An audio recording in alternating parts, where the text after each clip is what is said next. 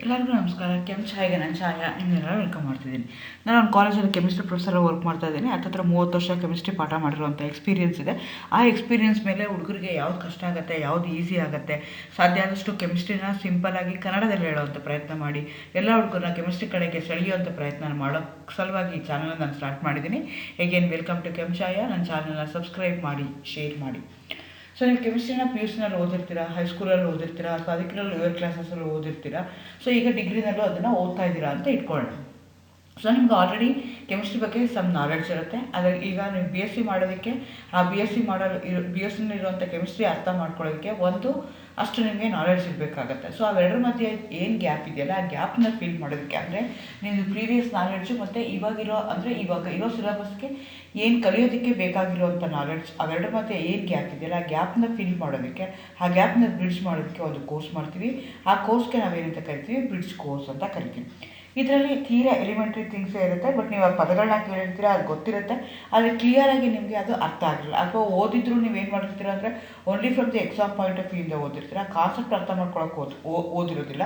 ಹಾಗಾಗಿ ಏನಾಗುತ್ತೆ ಅಂತಂದರೆ ಎಷ್ಟೊಂದು ಈಗ ಹೊಸ ಟಾಪಿಕ್ಗಳು ಓದಿದಾಗ ನಿಮಗೆ ಅದು ಅರ್ಥ ಆಗೋದಿಲ್ಲ, ಕಷ್ಟ ಅನ್ಸೋಕ್ಕೆ ಶುರು ಆಗುತ್ತೆ. ಹಾಗಾಗಿ ಕೆಮಿಸ್ಟ್ರಿಯಲ್ಲಿ ತೀರಾ ಎಲಿಮೆಂಟ್ರಿ ಥಿಂಗ್ಸ್ ಏನಿದೆಯಲ್ಲ ಅದನ್ನು ಗೊತ್ತಿರಲೇಬೇಕು. ನೀವು ಕೆಮಿಸ್ಟ್ರಿ ಓದೋಕ್ಕೆ ಬೇಕು ಅಂತಂದರೆ ಡಿಗ್ರಿ ಮಾಡೋದಕ್ಕೆ, ಡಿಗ್ರಿನಲ್ಲಿ ಕೆಮಿಸ್ಟ್ರಿ ಓದಲೇಬೇಕು ಅಂದರೆ ಕೆಲವೊಂದು ಥಿಂಗ್ಸ್ ನಿಮಗೆ ಗೊತ್ತಿರಬೇಕಾಗತ್ತೆ. ಆದರೆ ನೀವು ಕಾಲೇಜಿಗೆ ಬಂದರೆ ನಾವೇನು ಅಂದ್ಕೊಳ್ತೀವಿ, ಡಿಗ್ರಿ ಟೀಚರ್ಸ್ ಏನಂತ ಅಂದ್ಕೊಳ್ತೀವಿ ನಾವು ಅಂದರೆ ಇವ್ರಿಗೆಲ್ಲ ಇದೆಲ್ಲ ಗೊತ್ತಿದೆ, so they have all those things, ಅದೆಲ್ಲ ಕಲ್ತಿದ್ದಾರೆ, ಅವ್ರಿಗೆಲ್ಲ ನೆನಪಿದೆ, ಅದೆಲ್ಲ ಪರ್ಫೆಕ್ಟಾಗಿ ಆಗಿದ್ದಾರೆ ಅಂದ್ಕೊಂಡು ನಾವೇನು ಮಾಡ್ತೀವಿ, ಮುಂದಕ್ಕೆ ಹೋಗೋಕ್ಕೆ ಶುರು ಮಾಡ್ಕೊಳ್ತೀವಿ. ಆದರೆ ಅಲ್ಲೇನು ಆಗಿರುತ್ತೆ, ಎಷ್ಟೊಂದು ಗ್ಯಾಪ್ ಇರುತ್ತೆ. ಆ ಗ್ಯಾಪ್ ಕ್ಲಿಯರಾಗಿ ನಿಮ್ಗೆ ಅರ್ಥ ಆಗಲಿಲ್ಲ ಅಂತಂದರೆ ಅವಾಗ ಏನಾಗುತ್ತೆ ಅಂದರೆ ನಿಮಗೆ ಸಬ್ಜೆಕ್ಟ್ ಮೇಲೆ ಇಂಟ್ರೆಸ್ಟ್ ಬರೋದಿಲ್ಲ. ಆ ಸಬ್ಜೆಕ್ಟಲ್ಲಿ ಇಂಟ್ರೆಸ್ಟ್ ಬರಬೇಕು ಅಂತಂದರೆ ನಿಮ್ಗೆ ಅದೇನಾಗಿರಬೇಕು, ಬೇಸಿಕ್ಸ್ ಅದರದ್ದೆಲ್ಲ ಗೊತ್ತಿರಬೇಕು. ಬೇಸಿಕ್ ಕಾನ್ಸೆಪ್ಟ್ ಏನಿದೆಯಲ್ಲ, ಎಲಿಮೆಂಟ್ರಿ ಥಿಂಗ್ಸ್ ಏನಿದೆಯಲ್ಲ ಅದೆಲ್ಲ ನಿಮಗೆ ಗೊತ್ತಿರಬೇಕಾಗತ್ತೆ. ಸೊ ಅದು ಗೊತ್ತಿಲ್ಲದೆ ಇರೋರಿಗೆ ಗೊತ್ತಾಗಲಿ ಅಂತ ನಾನು ಈ ಕೋರ್ಸ್ನ ಮಾಡಿದ್ದೀನಿ. ಆಲ್ರೆಡಿ ನಾನು 19 ವೀಡಿಯೋನ ಇದ್ರ ಥರ ಅಪ್ಲೋಡ್ ಮಾಡಿದ್ದೀನಿ. ಇದು ನಾನು ಮಾಡ್ತಾ ಇರೋವಂಥದ್ದು 20ನೇ ವೀಡಿಯೋ. ಸೊ ನೀವು ನನ್ನ ಚಾನಲ್ಗೆ ಹೋಗಿ ಪ್ಲೇ ಲಿಸ್ಟ್ಗೆ ಹೋಗಿ ಬ್ರಿಡ್ಜ್ ಕೋರ್ಸ್ ಅಂತ ಕೊಟ್ಟರೆ ಅದನ್ನ ಎಲ್ಲ ವೀಡಿಯೋಸ್ ನಿಮಗೆ ಬರ್ತಾ ಹೋಗುತ್ತೆ. ಫಸ್ಟ್ 10 ವೀಡಿಯೋಸ್ ಏನಿದೆಯಲ್ಲ ಅದು ಇನ್ಆರ್ಗ್ಯಾನಿಕ್ ಕೆಮಿಸ್ಟ್ರಿ ಮೇಲೆ ಮಾಡಿದ್ದೀನಿ. ಅನದರ್ 10 ವೀಡಿಯೋಸ್ ಏನಿದೆಯಲ್ಲ ಅದನ್ನು ನಾನು ಏನು ಮಾಡಿದ್ದೀನಿ, ಆರ್ಗ್ಯಾನಿಕ್ ಮೇಲೆ ಮಾಡಿದ್ದೀನಿ. ಸೊ ನಿಮ್ಗೆ ಏನಾದರೂ ತೀರಾ ಎಲಿಮೆಂಟ್ರಿ ಥಿಂಗ್ಸ್ ಏನು ಬೇಕಲ್ಲ ಕೆಮಿಸ್ಟ್ರಿನಲ್ಲಿ, in order to understand chemistry in degree ಕೋರ್ಸಸ್ಗೆ, ಅದು ನೀವು ನೋಡಿಕೊಂಡ್ರೆ ಈಸಿ ಆಗುತ್ತೆ. ಸೊ ಇವತ್ತಿನ ಎಪಿಸೋಡಲ್ಲಿ ನಾನು ನಾಮಂಕ್ಲೇಚರ್ ಆಫ್ ಬೈಫಂಕ್ಷನಲ್ ಕಾಂಪೌಂಡ್ಸ್ ಅದ್ರ ಬಗ್ಗೆ ಹೇಳ್ತಾ ಇದ್ದೀನಿ. ಅದರಲ್ಲಿ ನಾನು nomenclature of the nomenclature of the organic compounds ಅದರ ಮಾಡಿದ್ದೀನಿ. ಅಂದರೆ ಸಿಂಗಲ್ ಫಂಕ್ಷನಲ್ ಗ್ರೂಪ್ ಇರುವಂಥದ್ದು ಮಾಡಿದ್ದೀನಿ. ಈಗ ಬೈಫಂಕ್ಷನಲ್ ಅಂದರೆ ಏನು ಅಂದರೆ ಮೋರ್ ದ್ಯಾನ್ ಒನ್. ಸೊ ನಿಮಗೆ ಗೊತ್ತಿದೆ, ಆರ್ಗ್ಯಾನಿಕ್ ಕಾಂಪೌಂಡ್ಸಲ್ಲಿ ನಾವು ಯಾವುದಕ್ಕೆ ಇಂಪಾರ್ಟೆನ್ಸ್ ಕೊಡ್ತೀವಿ ಅಂದರೆ ಫಂಕ್ಷನಲ್ ಗ್ರೂಪ್ಗೆ ಇಂಪಾರ್ಟೆನ್ಸ್ ಕೊಡ್ತೀವಿ. ಒಂದು ಫಂಕ್ಷನಲ್ ಗ್ರೂಪ್ ಇದ್ದರೆ ಆರ್ಗ್ಯಾನಿಕ್ ಕಾಂಪೌಂಡ್ ಅಂತ ಕರಿತೀವಿ. ವಿತ್ ಒಂದು ಫಂಕ್ಷನಲ್ ಗ್ರೂಪ್ ಒಂದಕ್ಕಿಂತ ಎರಡು ಇತ್ತು ಅಂತ ಇಟ್ಕೊಳ್ಳೋಣ, ಅಥವಾ ಕೆಲವೊಂದು ಸಲ ಎರಡಕ್ಕಿಂತನೂ ಜಾಸ್ತಿ ಇರ್ಬೋದು. ಅಂಥ ಫಂಕ್ಷನಲ್ ಕಾಂಪೌಂಡ್ಸ್ಗೆ ನಾವೇನಂತ ಕರಿತೀವಿ, ಬೈಫಂಕ್ಷನಲ್ ಅಥವಾ ಪಾಲಿಫಂಕ್ಷನಲ್ ಅಂತ ಇರ್ತೀವಿ. ಎರಡೇ ಇತ್ತು ಅಂದರೆ ಬೈಫಂಕ್ಷನಲ್ ಅಂತೀವಿ. ಮೋರ್ ದ್ಯಾನ್ 2 ಇತ್ತು ಅಂತಂದರೆ ಅವಾಗ ಅದನ್ನು ನಾವು ಪಾಲಿಫಂಕ್ಷನಲ್ ಅಂತ ಕರಿತೀವಿ. ಸೊ ನೀವು ನಾಮಕ್ಲೇಚರ್ ಆಫ್ ಆರ್ಗ್ಯಾನಿಕ್ ಕಾಂಪೌಂಡ್ಸನ್ನು ಮಾಡೋದಕ್ಕೆ IUPAC ರೂಲ್ಸ್ ಪ್ರಕಾರ ಅದಕ್ಕಿಂತ ಮುಂಚೆ ಏನಾಗಿತ್ತು, ಟ್ರಿವಿಯಲ್ ನೇಮ್ಸ್ ಇತ್ತು. ಟ್ರಿವಿಯಲ್ ನೇಮ್ಸಲ್ಲಿ ಎಷ್ಟೊಂದು ಡ್ರಾಬ್ಯಾಕ್ಸ್ ಇತ್ತು. ಅದನ್ನು ಅವಾಯ್ಡ್ ಮಾಡೋದಕ್ಕೋಸ್ಕರ ನಾವೇನು ಮಾಡಿದ್ವಿ, we went for IUPAC nomenclature, international pure applied chemist, pure and applied chemist, international union of pure and applied chemist, ಆ ಆರ್ಗನೈಸೇಷನ್ ಅವರು ರೂಲ್ಸ್ನ ಕೊಟ್ಟರು. ಆ ರೂಲ್ಸ್ ಪ್ರಕಾರ ನಾವೇನು ಮಾಡ್ತಾ ಇದ್ವಿ, ಎಲ್ಲರೂ ನೇಮ್ ಮಾಡ್ತಾ ಇದ್ವಿ. ಅದರಲ್ಲಿ 3 ಬೇಸಿಕ್ ರೂಲ್ಸ್ ಇರುತ್ತೆ, 5 ಸಪ್ಲಿಮೆಂಟ್ರಿ ರೂಲ್ಸ್ ಇರುತ್ತೆ. ಅಂದರೆ ಏನು 3 ಬೇಸಿಕ್ ರೂಲ್ಸ್ ಅಂದರೆ ಏನಿರುತ್ತೆ ಅಂದರೆ ಎಲ್ಲದಕ್ಕಿಂತ ರೂಟ್ ವರ್ಡ್ ಇರುತ್ತೆ, ಸಫೆಕ್ಸ್ ಇರುತ್ತೆ, ಆಮೇಲೆ ಪ್ರಿಫೆಕ್ಸ್ ಇರುತ್ತೆ. ಸೊ ಸಫೆಕ್ಸು ಅಥವಾ ಪ್ರಿಫೆಕ್ಸು ಎಲ್ಲಿ ಆ್ಯಡ್ ಆಗಿದೆ ಅಂತ ಹೇಳ್ತೀವಲ್ಲ ಅದಕ್ಕೆ ಲೋಕ್ಯಾನ್ಸ್ ಅಂತ ಹೇಳ್ತೀವಿ, ಅದಿರುತ್ತೆ. ಸೊ ಫಸ್ಟು 3 ರೂಲ್ಸ್ ಏನು ಹೇಳಿದ್ರಲ್ಲ, ರೂಟ್ ವರ್ಡು, ಸಫೆಕ್ಸು, ಪ್ರಿಫೆಕ್ಸು, ಅದೇನಾಯಿತು, ಪೂರ್ತಿ ಎಲ್ಲ ಕಾಂಪೌಂಡ್ಸು, ಸ್ಟ್ರಕ್ಚರ್ಸು ಅಥವಾ ನಾಮಂಕ್ಲೇಚರ್ ಮಾಡೋದಕ್ಕೆ ಇನ್ಸಫಿಷಿಯೆಂಟ್ ಆಯಿತು.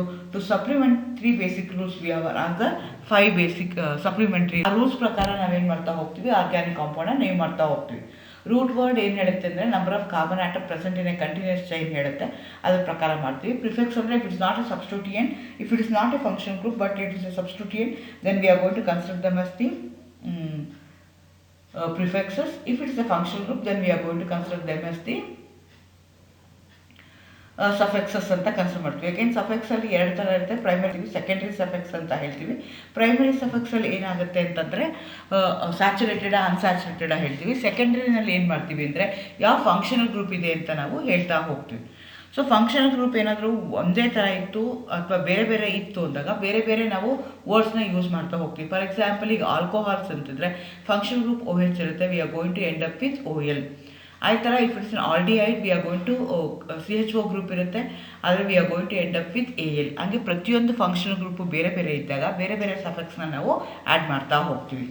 ಸೊ ಫಾರ್ ಎಕ್ಸಾಂಪಲ್ ನಾವೀಗ ಬೈ ಫಂಕ್ಷನ್ ಅಂದರೆ more than one functional group ಇದ್ದರೆ ಅವಾಗ ಅದನ್ನು ಬೈ ಫಂಕ್ಷನಲ್ ಅಂತ ಕರಿತೀವಿ. ಆ ಫಂಕ್ಷನಲ್ ಗ್ರೂಪು ಒಂದೇ ಇರ್ಬೋದು ಅಥವಾ ಬೇರೆ ಬೇರೆ ಇರ್ಬೋದು. ಒಂದೇ ಇದ್ದಾಗ ಅದನ್ನು ಯಾವ ರೀತಿ ನೇಮ್ ಮಾಡ್ತೀವಿ ಅನ್ನೋದಕ್ಕೆ ಎರಡು ರೂಲ್ ಇದೆ. ಮೊದಲನೇದು, if more than two similar functional groups are present, the prefixes di, tri, tetra are used, but the vowel E of the suffix is retained. ಈ ಏನಿರ್ತಾರೆ ಈಗ ಆಲ್ಕೇನ್ ಡೆರಿವೇಟಿವ್ ಆಗಿದ್ದರೆ ಈ ತೆಗೆದುಬಿಟ್ಟು ಅದು ಯಾವುದಿರುತ್ತೋ ಅದನ್ನು ಆ್ಯಡ್ ಮಾಡ್ತೀವಿ. ಆದರೆ if it is A by functional compound having same functional group, ಅವಾಗ ಏನು ಮಾಡ್ತೀವಿ ಅಂತಂದರೆ ನಾವು ಅದನ್ನು ಡೈಟ್ರೈಟ್ ಟೆಟ್ರಾ ಅಂತ ಹೇಳ್ತೀವಿ. ಆ ಹಾಗೆ ಉಳಿಸ್ಕೊಳ್ತೀವಿ. ಫಾರ್ ಎಕ್ಸಾಂಪಲ್ ಇಲ್ಲಿ ನೋಡೋಣ ಅಂತಂದರೆ ಮೊದಲನೇ ಎಕ್ಸಾಂಪಲ್ ತೊಗೊಂಡ್ರೆ 1 2 3 4 ಇದೆ, ಎರಡು OH ಗ್ರೂಪ್ ಅಟ್ಯಾಚ್ ಆಗಿದೆ. OH ಗ್ರೂಪ್ ಅಟ್ಯಾಚ್ ಆಗಿದ್ದರೆ ಅದನ್ನು ನಾನು ಮುಂಚೆನೇ ಹೇಳ್ದಂಗೆ AL ಇಂದ ಆ್ಯಡ್ ಮಾಡ್ತೀವಿ. ಆದರೆ ಇಟ್ಸ್ ರಿಪೀಟೆಡ್ ಟ್ವೈಸ್, ಹಾಗಾಗಿ ಅದನ್ನೇನಂತ ಕರಿತೀವಿ ನಾವು ಡೈಆಲ್ ಅಂತ ಕರಿತೀವಿ. ಬ್ಯೂಟೇನ್ ಡೈಆಲ್. ಆ್ಯಕ್ಚುಲಿ ಹೇಳಿದರೆ ಬ್ಯೂಟ್ 2 3 ಡೈಆಲ್, ಅಥವಾ ಒಂದೇ ಒಂದಿತ್ತು ಅಂದರೆ ನಾವೇನು ಮಾಡ್ತಿದ್ವಿ ಅಂದರೆ ಒಂದೇ ಒಂದು OH ಗ್ರೂಪ್ ಇತ್ತು ಅಂದರೆ 2 ಬ್ಯೂಟನಾಲ್ ಅಂತ ಬರಿತೀವಿ. ಆದರೆ ಇಲ್ಲೇನು ಮಾಡ್ತೀವಿ ನಾವು ಬ್ಯೂಟೇನ್ 2 3 ಡೈಆಲ್ ಅಂತ ಬರಿತೀವಿ. ಆ ಇನ ನಾವು ರಿಟೈನ್ ಮಾಡ್ಕೊಳ್ತೀವಿ. ಆ ಥರ ನೆಕ್ಸ್ಟ್ ಎಕ್ಸಾಂಪಲ್ ನಾನು ಏನು ಮಾಡ್ತೀನಿ, 3 OH ಗ್ರೂಪ್ನ ತೊಗೊಂಡಿದ್ದೀನಿ, ಹಂಗಾಗಿ ಅದನ್ನು ಬ್ಯೂಟೇನ್ 1 2 3 ಟ್ರಯಾಲ್ ಅಂತ ಕನ್ಸಿಡರ್ ಮಾಡ್ಕೊಳ್ತೀನಿ. ಅದೇ ರೀತಿ ನಾನು ಇದಕ್ಕೆ ತೊಗೊಂಡ್ರೆ CH3C ಡಬಲ್ ಬಾಂಡ್ O, ಇಲ್ಲಿ ಏನು ಮಾಡಿದ್ದೀನಿ ಕೀಟೋನ್ ಗ್ರೂಪ್ನ ತೊಗೊಂಡಿದ್ದೀನಿ. ಅಲ್ಲಿ ಮೇಲ್ಗಡೆ ಏನು ತೊಗೊಂಡಿದ್ದೆ ಆಲ್ಕೋಹಾಲ್ನ ಗ್ರೂಪ್ ತೊಗೊಂಡಿದ್ದೆ. ಇಲ್ಲಿ ಏನು ಮಾಡ್ತಾ ಇದ್ದೀನಿ ಕೀಟೋನ್ ಗ್ರೂಪ್ ತೊಗೊಳ್ತಾ ಇದ್ದೀನಿ. ಕೀಟೋನ್ ಗ್ರೂಪ್ ಆದರೆ ನೀವು ಏನಂತ ಎಂಡ್ ಮಾಡ್ತೀರಾ, ಓನ್ ಅಂತ ಎಂಡ್ ಮಾಡ್ತೀರಾ. ಎಷ್ಟಿದೆ 2 ಇದೆ. ಎಲ್ಲೆಲ್ಲಿ ಅಟ್ಯಾಚ್ ಆಗಿದೆ, ಯಾವ ಲೋಕೆಂಟ್ ಎಲ್ಲೆಲ್ಲಿ ಅಟ್ಯಾಚ್ ಆಗಿದೆ, ಪೊಸಿಷನ್ 2 ಅಟ್ಯಾಚ್ ಆಗಿದೆ, ಪೊಸಿಷನ್ 3 ಅಟ್ಯಾಚ್ ಆಗಿದೆ. ಹಾಗಾಗಿ ಅದನ್ನು ಬ್ಯೂಟೇನ್ 2 3 ಡೈಓನ್ ಅಂತ ಕರಿತೀವಿ. ಅದೇ ರೀತಿ ಈಗ ಇಲ್ಲೇನು CH3 ತೊಗೊಂಡಿದ್ದೀನಿ, ಆದರೆ ಇಲ್ಲೇನು ಮಾಡ್ತಾ ಇದ್ದೀನಿ 4 ಕಾರ್ಬನ್ ಆಟಮ್ ತೊಗೊಳ್ತಾ ಇದ್ದೀನಿ. ಬ್ಯೂಟೇನ್ 1 4 ಡೈನೈಟ್ರೈಲ್ ಅಂತ ನಾನು ನೇಮ್.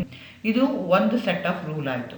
ಕೆಲವು ಸಲ ಏನಾಗುತ್ತೆ ಅಂತಂದರೆ 2 ಡಬಲ್ ಬಾಂಡ್ ಇತ್ತು ಅಂತ ತಿಳ್ಕೊಳ್ಳೋಣ, ಅದನ್ನು ಪ್ರೈಮರಿ ಸಫೆಕ್ಸ್ ಅಂತ ಕನ್ಸಿಡರ್ ಮಾಡ್ಕೊಳ್ತೀವಿ. ಹಾಗಾಗಿ ಬ್ಯೂಟಾ 1 3 ಡೈಯಿನ್ ಅಂತ ಕರಿತೀವಿ. ಆ ಥರ double bond OH group COOH group ಇದ್ದಾಗ ಬ್ಯೂಟಾ 2 in 1 4 ಡೈಓಯಿಕ್ ಆ್ಯಸಿಡ್. ಇಲ್ಲಿ ಪಾಲಿಫಂಕ್ಷನ್ ಇದೆ, 2 ಫಂಕ್ಷನಲ್ ಗ್ರೂಪ್ ಇದೆ, 1 ಡಬಲ್ ಬಾಂಡ್ ಇದೆ. So butane 2 in 1 4 dioic acid. ಅಲ್ಲಾದರೆ ಏನು ಮಾಡ್ತಿದ್ವಿ ನಾವು ಹಿಂದಿನ ಎಕ್ಸಾಂಪಲಲ್ಲಿ ಈನ ರಿಟೈನ್ ಮಾಡ್ಕೊಂಡಿದ್ವಿ, ಆದರೆ ಈ ಕೇಸಲ್ಲಿ ನಾವು ಈನ ರಿಟೈನ್ ಮಾಡ್ಕೊಂಡಿಲ್ಲ. ಸೊ ನೀವು ನೋಡಿಕೊಂಡು ಕೇರ್ಫುಲ್ಲಾಗಿ ಇರುತ್ತೆ. ಸೊ ಕೆಲವು ಸಲ ರೂಲ್ಸ್ ಓಕೆ ಅಂತ ಹೇಳ್ತೀವಿ, ಕೆಲವು ಸಲ ವೈಲೇಷನ್ ಆಗಿದೆ ಅಂತ ಹೇಳ್ತೀವಿ. ಎಲ್ಲೆಲ್ಲಿ ವೈಲೇಷನ್ ಆಗುತ್ತೆ ಆವಾಗ ನೀವು ಇದು ನೋಡ್ಕೋಬೇಕು. Again another rule, special rule IUPAC rule 1993ನಲ್ಲಿ ಪ್ರಪೋಸ್ ಮಾಡಿದ್ದಾರೆ.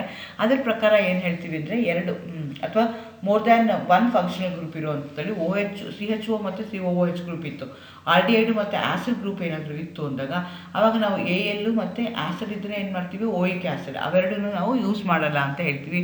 ಆದರೆ ಆಲ್ಕೇನ್ದು ಈನ ಹಾಗೆ ರಿಟೈನ್ ಮಾಡಿಕೊಂಡು ನಾವೇನು ಮಾಡಬೇಕಾಗತ್ತೆ, ಕನ್ಸಿಡರ್ ಮಾಡ್ಕೋಬೇಕಾಗತ್ತೆ. ಆ 2 ಗ್ರೂಪ್ ಏನಿದೆಯಲ್ಲ CHO ಗ್ರೂಪು ಅಥವಾ ಕಾರ್ಬಾಕ್ಸಿಲಿಕ್ ಆ್ಯಸಿಡ್ದು, ಅದರದ್ದು ಒಂದು ಮಾತ್ರ ಕನ್ಸಿಡರ್ ಮಾಡ್ತೀವಿ as the part of the parent chain ಅಂತ. ಮತ್ತು ಇನ್ನೆರಡು ಯಾವುದಿದೆಯಲ್ಲ ಅದನ್ನು ನಾವು you are going to consider them as the substituent. ಅವಾಗ ನಾವು ಅದನ್ನ ಏನಂತ ಕರಿತೀವಿ ಅಂತಂದರೆ ಆಲ್ಡಿಹೈಡ್ ಆದರೆ ಕಾರ್ಬ್ ಆಲ್ಡಿಹೈಡ್ ಅಂತ ಕರಿತೀವಿ, ಆ್ಯಸಿಡ್ ಆದರೆ ಕಾರ್ಬಾಕ್ಸಿಲಿಕ್ ಆ್ಯಸಿಡ್ ಕರಿತೀವಿ. ಎಕ್ಸಾಂಪಲ್ ನೋಡೋಣ. ಇಲ್ಲೇನು ಮಾಡಿದ್ದೀನಿ, ನನಗೆ 3 COOH ಗ್ರೂಪ್ ಇದೆ. 3 COOH ಗ್ರೂಪ್ ಇದ್ದಾಗ ಒಂದನ್ನು ನಾನು ಏನು ಮಾಡಬೇಕಾಗತ್ತೆ, ಕನ್ಸಿಡರ್ ಮಾಡ್ಕೊಳ್ಳೋಕೆ ಕಷ್ಟ ಆಗುತ್ತೆ. ಹಾಗಾಗಿ ನಾನು ಇದನ್ನೇನು ಮಾಡ್ತಾ ಇದ್ದೀನಿ ಅಂತಂದರೆ 3 ಏನು ಮಾಡ್ತಾ ಇದ್ದೀನಿ, ಬ್ಯೂಟೇನ್ 2 4 6 1 2 4 ಟ್ರೈ ಕಾರ್ಬಾಕ್ಸಿಲಿಕ್ ಆ್ಯಸಿಡ್ ಅಂತ ನಾನು ನೇಮ್ ಮಾಡ್ತಾ ಇದ್ದೀನಿ. ಅದೇ ರೀತಿ ಇನ್ನೊಂದು ಎಕ್ಸಾಂಪಲ್ ತೊಗೊಂಡೆ, ಒಟ್ಟು 4 CHO ಗ್ರೂಪ್ಗಳಿವೆ. ಸೊ ಅದು ಎಲ್ಲೆಲ್ಲಿ ಅಟ್ಯಾಚ್ ಆಗಿದೆ ಅದ್ರ ಪ್ರಕಾರ ನಾನು ಏನು ಮಾಡ್ತಾ ಹೋಗ್ತೀನಿ, ಹೇಳ್ತಾ ಹೋಗ್ತೀನಿ. ಪೊಸಿಷನ್ 1ನಲ್ಲಿದೆ, ಪೊಸಿಷನ್ 2ನಲ್ಲಿದೆ, ಪೊಸಿಷನ್ 3ನಲ್ಲಿದೆ, ಪೊಸಿಷನ್ 5ಅಲ್ಲಿದೆ. ಸೊ ಎಷ್ಟು ಟೈಮ್ ರಿಪೀಟ್ ಆಗಿದೆ, 5 ಟೈಮ್ಸ್ ರಿಪೀಟ್ ಆಗಿದೆ. ಏನು ರಿಪೀಟ್ ಆಗಿದೆ, CHO ರಿಪೀಟ್ ಆಗಿದೆ. ಹಂಗಾಗಿ ಅದನ್ನು ಕಾರ್ಬ್ ಆಲ್ಡಿಹೈಡ್ ಅಂತ ನಾನು ಕನ್ಸಿಡರ್ ಕನ್ಸಿಡರ್ ಮಾಡ್ಕೊಳ್ತೀನಿ. ಇದು ಒಂದು ಸೆಟ್ ಆಫ್ ಇನ್ನೊಂದು ಸೆಟ್ ಆಫ್ ಎಕ್ಸಾಂಪಲ್ನ ತೊಗೊಂಡ್ರೆ ನೀವು, if you have more than one functional group which are not similar, ಬೇರೆ ಬೇರೆ ಇತ್ತು ಅಂತ ಅಂದಾಗ ಆವಾಗ ಏನು ಮಾಡಬೇಕು ಅಂದರೆ, ಒಂದನ್ನು ನಾವು ಪ್ರಿನ್ಸಿಪಲ್ ಪೇರೆಂಟ್ ಚೈನಲ್ಲಿ ಇನ್ವಾಲ್ವ್ ಮಾಡ್ಕೊಳ್ತೀವಿ as a principal functional group, ಅದರವನ್ನು ನಾವು ಸಬ್ಸ್ಟಿಟ್ಯೂಯೆಂಟ್ ಅಂತ ಕನ್ಸಿಡರ್ ಮಾಡ್ಕೊಳ್ತೀವಿ. ಸೊ ಅಂದರೆ ಫಾರ್ ಎಕ್ಸಾಂಪಲ್ ಈಗ ನಿಮ್ಗೆ ಕೊಟ್ಟಿರುವಂಥ ಆರ್ಗ್ಯಾನಿಕ್ ಕಾಂಪೌಂಡಲ್ಲಿ ಆ್ಯಸಿಡ್ಸು ಮತ್ತು ಆ್ಯಸಿಡ್ ಅನ್ಹೈಡ್ರೈಡ್ಸ್ ಇತ್ತು ಅಂತಂದರೆ lowest number should be given to acid then to the acid anhydrides. ಆ ಥರ ಆ್ಯಸಿಡ್ಸು ಮತ್ತು ಆಲ್ಕೋಹಾಲ್ಸ್ ಇದ್ದರೆ first preference should be given to acids then to the alcohols. ಈ ರೀತಿಯಾಗಿ ತಂದೆ ಆದಂಥ ಏನು ಮಾಡಬೇಕಾಗತ್ತೆ, ಆರ್ಡ್ರನ್ನ ಕನ್ಸಿಡರ್ ಮಾಡ್ಕೋಬೇಕಾಗತ್ತೆ. ಒಂದನ್ನು ಫಂಕ್ಷನಲ್ ಗ್ರೂಪ್ ಅಂತ ಕನ್ಸಿಡರ್ ಮಾಡ್ತೀವಿ, ಇನ್ನೊಂದನ್ನು ನಾವೇನು ಮಾಡ್ತೀವಿ ಅಂದರೆ ಸಬ್ಸ್ಟಿಟ್ಯೂಯೆಂಟ್ ಅಂತ ಕನ್ಸಿಡರ್ ಮಾಡ್ತೀವಿ. ತುಂಬ ಸಿಂಪಲಾಗಿ ಎಕ್ಸಾಂಪಲ್ ಹೇಳಬೇಕು ಅಂತಂದರೆ, ಈಗ ನೀವು ನಿಮ್ಮ ಮನೇಲಿ ಇದ್ದೀರಾ ಅಂತ ಇಟ್ಕೊಳ್ಳೋಣ. ನಿಮ್ಮ ಮನೆಗೆ ಯಾರು ಹೆಡ್ ಆಫ್ ದಿ ಫ್ಯಾಮಿಲಿ ಯಾರು ಅಂತಂದರೆ ನಿಮ್ಮ ತಂದೆ ಅಂತ ಹೇಳ್ತೀರಾ. ಯಾಕೆಂದರೆ ನಿಮ್ಮದು ಫುಡ್ ಫ್ಯಾಮಿಲಿ ಇದೆ, ಫ್ಯಾಮಿಲಿನಲ್ಲಿ ಯಾರಿದ್ದಾರೆ, ತಂದೆ ಇದ್ದಾರೆ, ತಾಯಿ ಇದ್ದಾರೆ, ಮಕ್ಕಳಿದ್ದಾರೆ, ಇಬ್ಬರು ಮಕ್ಕಳಿದ್ದಾರೆ ಅಂತ ಇಟ್ಕೊಳ್ಳೋಣ. ಅವಾಗ ಏನಾಗುತ್ತೆ, ಆ ಫ್ಯಾಮಿಲಿಗೆ ಹೆಡ್ ಯಾರು ಅಂದರೆ ತಂದೆ ಅಂತ ಹೇಳ್ತೀವಿ. ಅದೇ ರೀತಿ ಇವಾಗ ಏನು ಮಾಡ್ತೀವಿ, ಒಂದು ಹಬ್ಬ ಮಾಡೋಕ್ಕೆ ಹೋಗ್ತೀರಾ, ಯಾವುದೋ ತಾತನ ಊರಿಗೆ ಹೋಗ್ತೀರಾ, ಅಜ್ಜನ ಊರಿಗೆ ಹೋಗ್ತೀರಾ, ಅಲ್ಲಿ ಅಜ್ಜ ತಾತ ಅಜ್ಜಿ ಇರ್ತಾರೆ, ಅವ್ರಿಗೆ 4 ಜನ ಮಕ್ಕಳಿರ್ತಾರೆ, ಎಲ್ಲರೂ ಬಂದಿರ್ತಾರೆ. ಸೊ ಆ 4 ಜನ ಮಕ್ಕಳಿಗೆ ಏನಾಗಿರ್ತಾರೆ, ಅವ್ರದ್ದು ಕನ್ಸಿಡರ್ ಮಾಡಿಕೊಂಡ್ರೆ they are the principal functional group of their family. Head of the ಫ್ಯಾಮಿಲಿಗೆ ನಾನು ಫಂಕ್ಷನಲ್ ಗ್ರೂಪ್ ಅಂತ ಕರಿತೀನಿ. ಹೆಡ್ ಆಫ್ ದಿ ಫ್ಯಾಮಿಲಿ ಯಾರಾಗಿರ್ತಾರೆ, ಆ ಮನೆಯಲ್ಲಿರುವಂಥ ತಂದೆಗಳು ಆಗಿರ್ತಾರೆ. ಆದರೆ ಆ ಎಲ್ಲ ತಂದೆಗಳಿಗೆ ಇನ್ನೊಬ್ಬರು ತಂದೆ ಇರೋ ಮನೆಗೆ ಹೋದಾಗ, ಸೊ ಆ ತಾತ ಏನಾಗ್ತಾರೆ, ಹೆಡ್ ಆಫ್ ದಿ ಫ್ಯಾಮಿಲಿ ಆಗ್ತಾರೆ, ಇವರೆಲ್ಲ ಏನಾಗ್ತಾರೆ, ಸಬ್ಸ್ಟಿಟ್ಯೂಯೆಂಟ್ ಆಗ್ತಾರೆ. ಸೊ ಆ ಬೇಸಿಸ್ ಮೇಲೆ ನೀವೇನು ಮಾಡಬೇಕಾಗುತ್ತೆ, ಒಂದನ್ನು ಫಂಕ್ಷನಲ್ ಗ್ರೂಪ್ ಅಂತ ಕನ್ಸಿಡರ್ ಮಾಡಿಕೊಂಡು ಇನ್ನೊಂದನ್ನು ಸಬ್ಸ್ಟಿಟ್ಯೂಯೆಂಟ್ ಅಂತ ನೀವು ಕನ್ಸಿಡರ್ ಮಾಡ್ಕೋಬೇಕಾಗತ್ತೆ. So order of the priority depends upon ಯಾವುದ್ರ ಮೇಲೆ ಡಿಪೆಂಡ್ ಆಗುತ್ತೆ ಅಂದರೆ, ಇಲ್ಲಿ ಆರ್ಡರ್ ಕೊಟ್ಟಿದ್ದೀನಿ, ಆರ್ಡರ್ ಪ್ರಕಾರ ನೀವು ಬರೀತಾ ಹೋಗಬೇಕಾಗತ್ತೆ. ಆ್ಯಸಿಡ್ಸು ಫಸ್ಟು, ಆಮೇಲೆ ಆ್ಯಸಿಡ್ ಅಲ್ನೆಟ್, esters, acid chloride, amides, nitriles, isocyanates ಎರಡು ಸೇಮ್ ಇರುತ್ತೆ. Aldehydes, ketones, alcohols, amines, alkenes and alkynes, halo, nitro, alkoxy, alkyl. ಈ ಆರ್ಡ್ರಲ್ಲಿ ಇದ್ದಾಗ ನೀವು ಲೋಯೆಸ್ಟ್ ಕೊಡ್ತಾ ಹೋಗಬೇಕಾಗತ್ತೆ. So if it is a substituent, ಅದಕ್ಕೆ ಬೇರೆ ಪ್ರಿಫಿಕ್ಸ್, ಸಬ್ಸ್ಟಿಟ್ಯೂಯೆಂಟ್ ಅಂದರೆ ನಾವು ಯಾವಾಗ ಪ್ರಿಫಿಕ್ಸ್ ಆಗಿ ಮಾಡ್ಕೋಬೇಕು, ಅವಾಗ ಅದಕ್ಕೆ ಬೇರೆ ನೇಮ್ನ ಕೊಡ್ತೀವಿ. ಫಾರ್ ಎಕ್ಸಾಂಪಲ್ ಆಲ್ಕೋಹಾಲ್ಸ್ ಅಂದರೆ ಫಂಕ್ಷನಲ್ ಗ್ರೂಪ್ OH ಇರುತ್ತೆ. ಸಫೆಕ್ಸ್ ಅಂತಂದರೆ if it's A primary functional group, ಅವಾಗ ಅದೇನಂತ ಕರಿತೀವಿ, OL ಇಂದ ಎಂಡ್ ಮಾಡ್ತೀವಿ.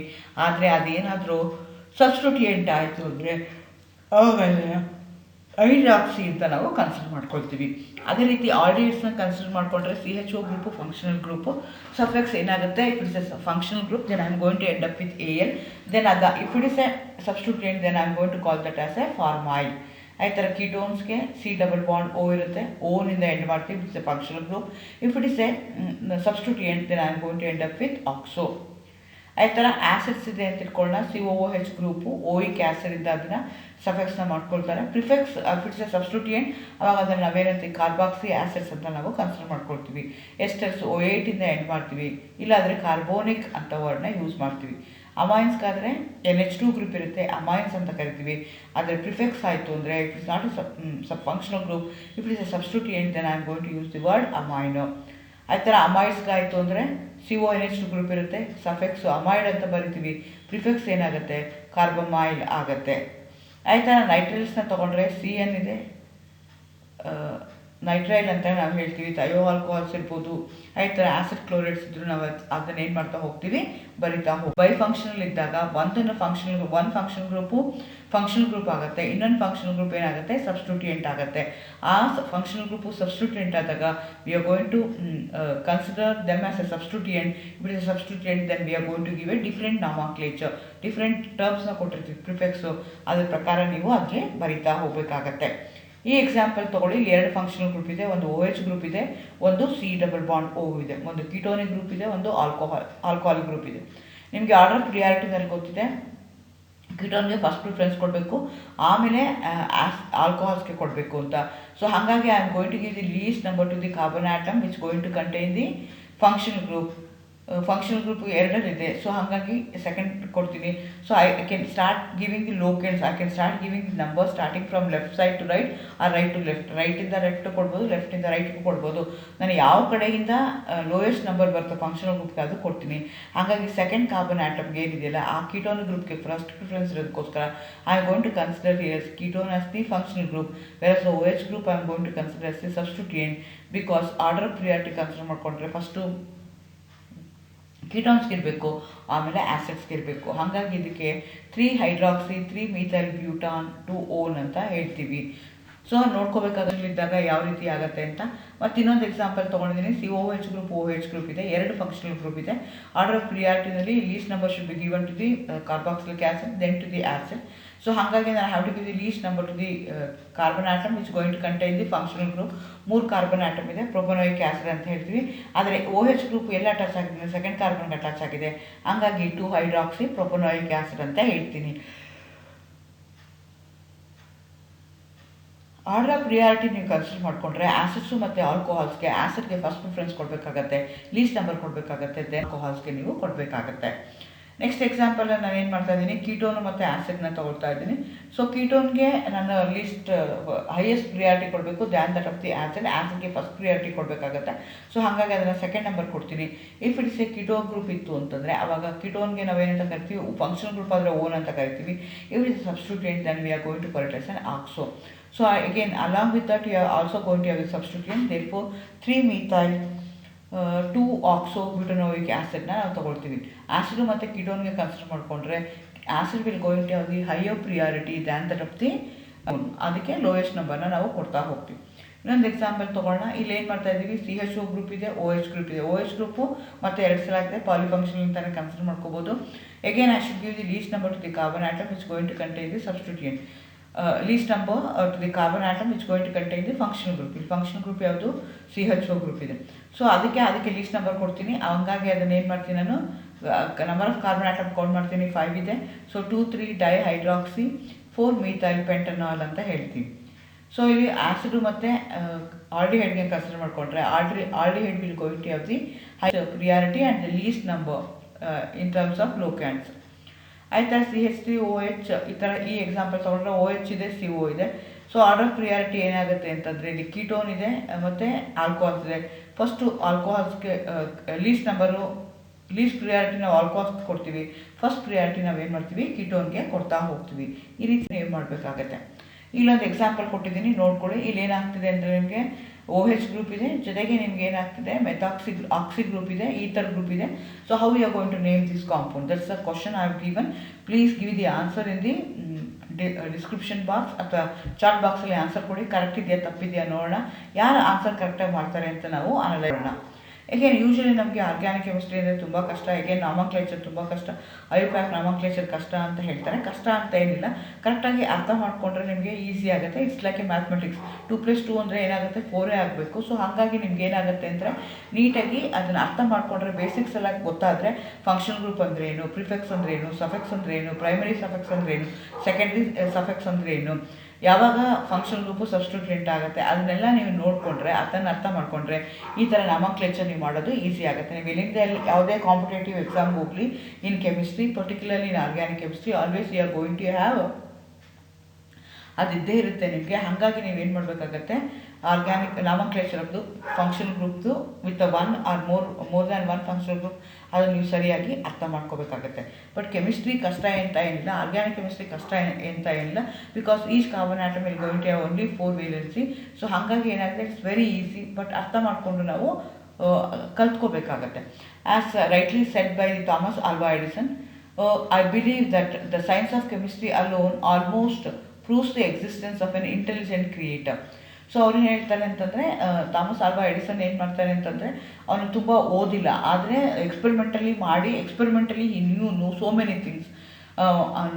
ಅಂದರೆ ತುಂಬ ನಾನು ಕೇಳಿರೋ ಪ್ರಕಾರ 2500 ಅವ್ನಿಗೆ ಪೇಟೆಂಟು ಅವನ ಹೆಸರಲ್ಲಿ ಇತ್ತು ಅಂತ ಹೇಳ್ತಾರೆ. He has done lot of activities, ಹೊಸ ಇನೋವೇಟಿವ್ ಥಿಂಗ್ಸ್ನ ಮಾಡ್ತಾ ಹೋಗ್ತಾರೆ. ಈ only says that the science of chemistry alone almost proves the existence of intelligent creator. ನಮ್ಮೇಲೆ ಯಾರೋ ಒಬ್ಬ ದೇವರು ಅಂತಿರ್ಬೋದು, ನೇಚರ್ ಅಂತಿರ್ಬೋದು, ಯಾವುದನ್ನೋ ಒಂದು ನಾವೇನು ಮಾಡ್ತೀವಿ, ದೇವರು ಅಂತ ಪೂಜೆ ಮಾಡ್ತೀವಲ್ಲ, ಅದು ಇದ್ದೇ ಇದೆ ಅಂತ ನನಗೆ ಯಾಕೆ ಅನಿಸುತ್ತೆ ಅಂತಂದರೆ, science of chemistry alone proves, ಅದನ್ನು ಹೇಳುತ್ತೆ. ಹೌದು, ನಮಗೇನೋ ಇಂಟೆಲಿಜೆಂಟ್ ಆಗಿರೋರು ಒಬ್ರು ಇದ್ದಾರೆ, ಮನುಷ್ಯನಿಗೇನು ನಾನೇ ಇಂಟೆಲಿಜೆಂಟು, ನನಗೆಲ್ಲ ಗೊತ್ತು ಅಂತ ಅಂದ್ಕೊಳ್ತಾಳೆ, ನನ್ನ ಮೇಲೆ ಒಬ್ಬ ಇದ್ದಾನೆ ಅಂತ ಹೇಳ್ತಾರಲ್ಲ, ಅವನ ಮೇಲಿರೋವಂಥವನು ಯಾರು, ದೇವರೇ. ಸೊ ಅವನು ಇದಾನೆ ಇಲ್ಲ ಅಂತ ನನಗೆ ಹೇಗೆ ಗೊತ್ತಾಗುತ್ತೆ ಅಂದರೆ, only through science of chemistry ಅಂತ great scientist only as accepted. So ಹಾಗಾಗಿ ಕೆಮಿಸ್ಟ್ರಿ ಸಿಂಪಲ್ ಆಗಿರುತ್ತೆ, ಅರ್ಥ ಮಾಡ್ಕೋಬೇಕಾಗತ್ತೆ, ಬೇಸಿಕ್ಸ್ ತಿಳ್ಕೊಬೇಕಾಗತ್ತೆ. ಆ ಥರ ಮಾಡಿದ್ರೆ ನಿಮ್ಗೆ ಈಸಿಯಾಗಿ ಅರ್ಥ ಆಗ್ತಾ ಹೋಗುತ್ತೆ. Thank you. All the best.